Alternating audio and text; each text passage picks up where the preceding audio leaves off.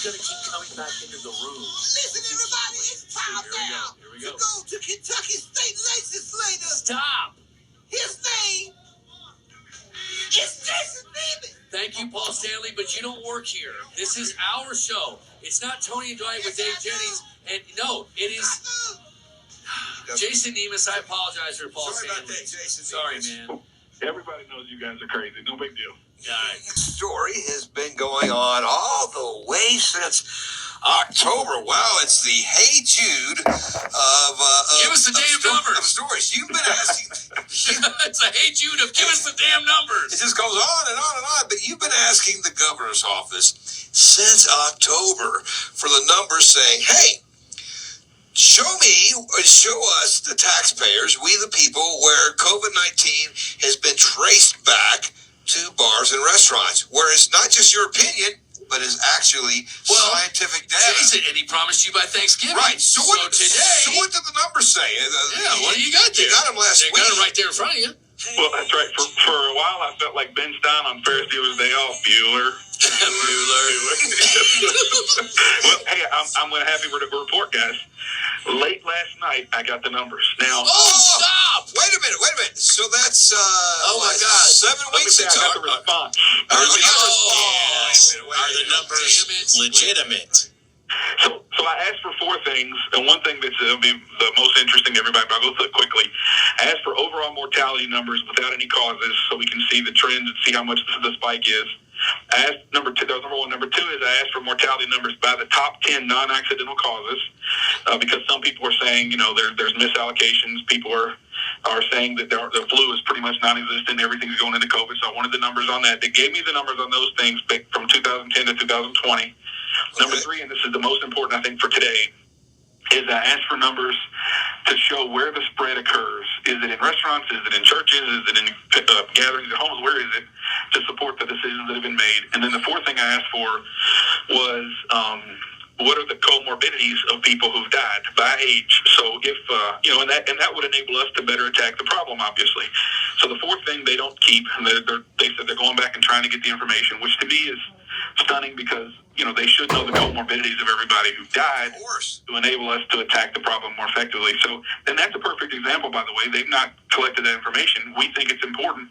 That's a perfect example of how working together would improve the response. Yes. But guys, the issue that I think is most important for today is what does the data say about the particular shutdowns? And they don't give me any. They give me general responses, I don't want to say gut, from their gut, but they just say, for example, places of worship. Due to the particular vulnerable at-risk population within these settings, parentheses, older individuals. Additionally, many of these events are reported to have minimal or no mitigation efforts in place, no social distancing, mask wearing not enforced, so forth. Further, many places of worship are continuing to host social events in addition to services, potlucks, birthday parties, and revivals. These clustering events are often very large and have the potential to spread throughout communities and cause secondary cluster events. So in other words, we don't have data. Right. And they're putting everybody together, and what they just said, that what I just read you was their response, the governor's response. So what they're saying with respect to churches, we can go to other ones if you want to. And by the way, none of this was they didn't say restaurants at all. What they're saying is some churches aren't following the rules. And by the way, a lot of old people go to churches, so we're trying to shut all churches down. That's not what we're asking for. You have taken, and that's churches, which is very important, obviously protected by the First Amendment. But most importantly to me is you've taken the ability of many of my constituents to provide for their families. And so when you do that, it's not inappropriate for them to say, and for the legislators to say, hey, show me the data. And if it is so that my industry or my business causes harm to people, then we've got a particular conversation. But if you can't show that data, then you shouldn't be able to shut me down. And what he did yesterday, which was stunning to me, was he said, and I'm not joking. If you watch the Andy show from yesterday, the hour show, he said you can ask questions if you want to and believe in flat Earth, believe the Earth is flat. Are you kidding me? That's how divisive we're being when he's being toward us when we ask questions on behalf of our constituents. Do you think John Veronese is a flat earther? Do you think the guy that owns Vincenzo's is a flat earther? The lady who owns Cask or the man who owns Salinas? trying to say, you're shutting me down. You're taking my ability to put food on the table for my kids and for my employees. So I'm asking for data to prove that, for you to show the reasons for your decision. And he calls them flat earthers. That's what we're talking about. We got to get beyond that. This governor's better than that. Well, I don't know about he's better than that. That might be a stretch, but I will say this: it does really irritate me how indignant he gets when you question the great all-knowing Andy Bashir and his judgment. And all you're doing is asking him, show me the correlation where it ties back into restaurants, and it can't be done. And you just mentioned the churches. In his email, it says something, I'm paraphrasing, of course. It says something along the lines of, a lot of churches hold potlucks and do this and do that and the other. I would challenge him on that. I bet you most of the churches are being They canceled them. They're being meticulous in saying, hey. They're barely having mass. Yeah, communion, bring your own communion, whatever.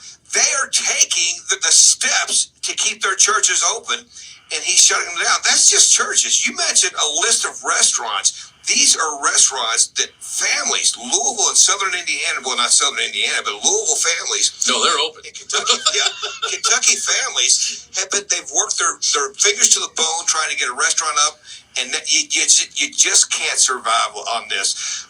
What else did they send you? Well, so that's it. They did send me the morbidity numbers from 2010 to 2020, and I'm diving into that, so I don't want to say too much about that right now, but I'll make all this information public. I'm not trying to keep it from anybody. I'll make it public today. But that's effectively what he sent me. I will say, at my church, St. Margaret Mary, we're having mass, and it's very, very cautious, very safety. I feel safer there than anywhere. And the communion is totally different.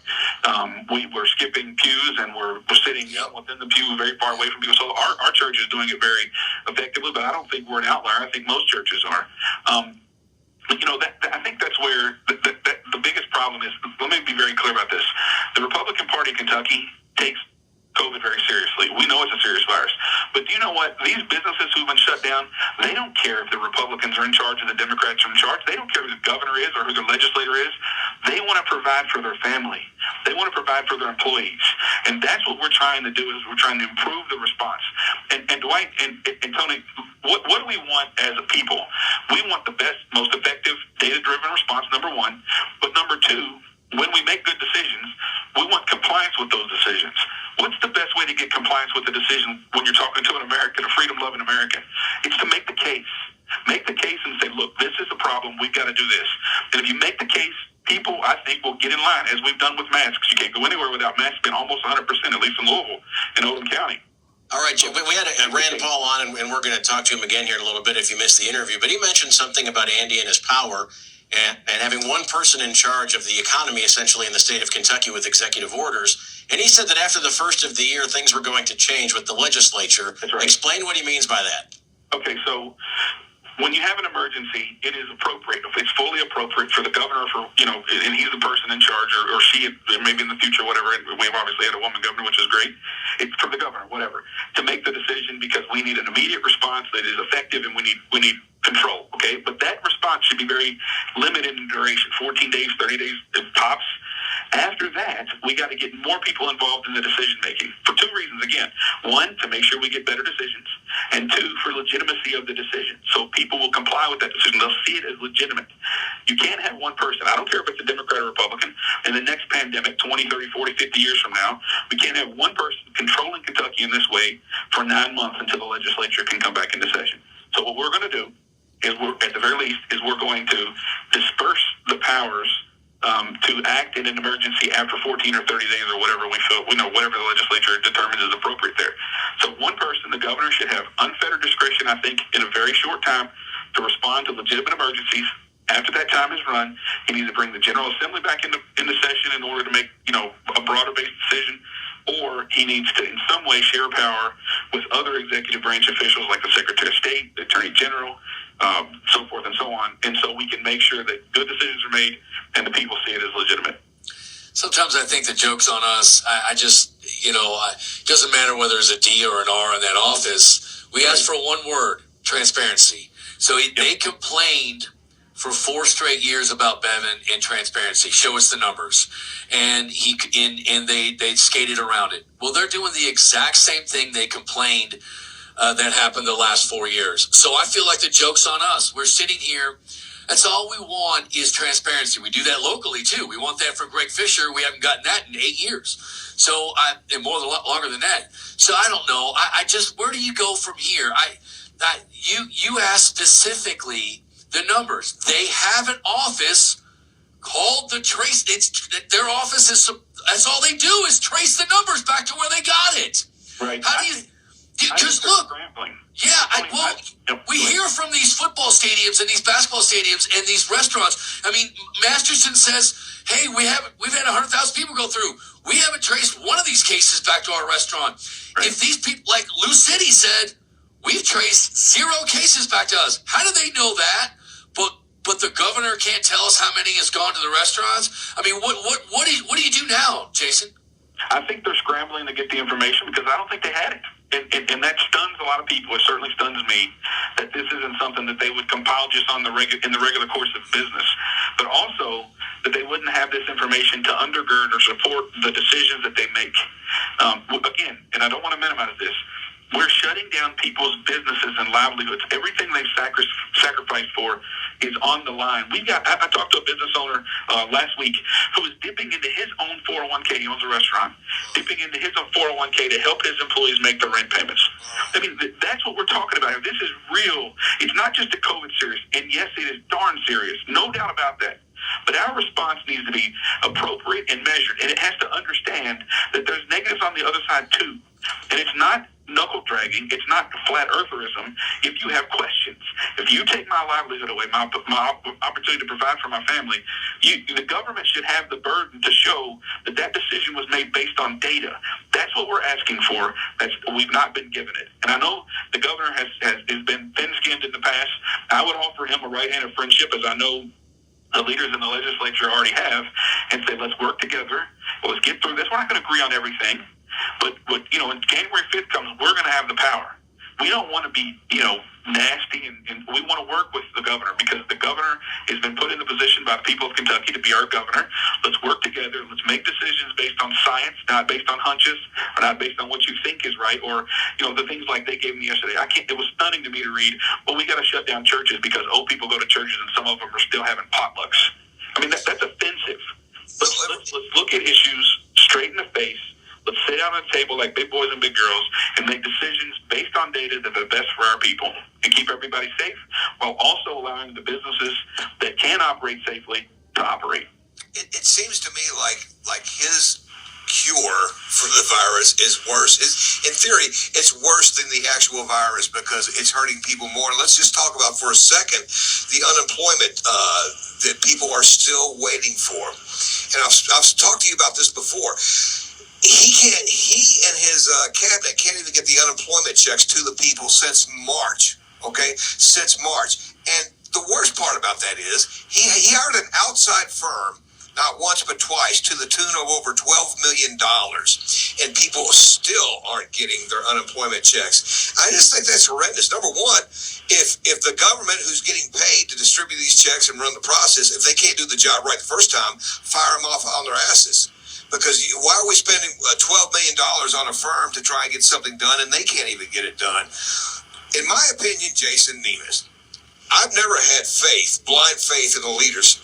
And when it comes to Frankfort, Kentucky, I wouldn't trust them to put a lunch order together, let alone legislate and be in charge of my family. Well, your lunch order. My lunch order, for sure, it's quite difficult.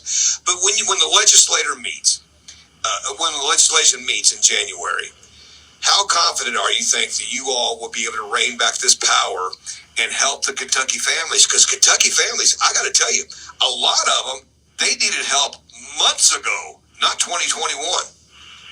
Well, I'm 100% confident, and I don't say that about many things. I think, for one, that's who I know the people in the legislature and talk to them every day, but also the people have spoken. I mean, we just had an election a couple Tuesdays ago, and we have 30 out of our 38 senators are Republicans, and 75 out of 100 are Republicans. And I don't want to get partisan here, but that, to me, is the people speaking very loudly about what they want us to do. And I think they have given us a directive to curtail some of this power. They think that it's been a lot of things have been done correctly, but a lot of things there's been excess, and there have been constitutional violations, and there have been decisions made that are arbitrary from the beginning. And I think that's what the people have told us they want us to do. And to unemployment, if you're going to shut down businesses, and by the way, we started this whole thing wrong. Essential versus non-essential. That was the wrong lens to look at this problem. It should have been safe versus unsafe. It was safe to let my people go buy flowers at Country Squire. They shouldn't have had to go Kroger to do it, and so forth. And so we got a lot of this stuff wrong from the beginning. Unemployment, real quickly, there's over 80,000 unemployment claims right now, is my understanding. And a number of those people haven't had a check, or some of them not even a callback, since March and April. As I was walking past my assistant to come to my office before I made this call right here, my assistant was on the phone with one of my constituents saying, I can't get a callback. And so if you're going to shut somebody's business down, one, let's make sure it's based on data. We've talked about that. But number two, at the back end, let's make sure they can make the rent payment or the mortgage payment, because the government needs to support them. The citizens need to support those people that we've made the decision that they have to shut down. But we've not been able to do that effectively. And so you're right not to trust Frankfurt. Whether it's a Republican or a Democrat in charge, it seems like government can't get it right. Jason, it's okay, because Andy is making $10,000 available in several weeks for some of these restaurants, and that'll solve it. Captain's Quarters has about $10,000 in overhead over the next. Pay their overhead for a week. Thank you, Jason. Keep the fight up, buddy. Yep. Thanks, guys.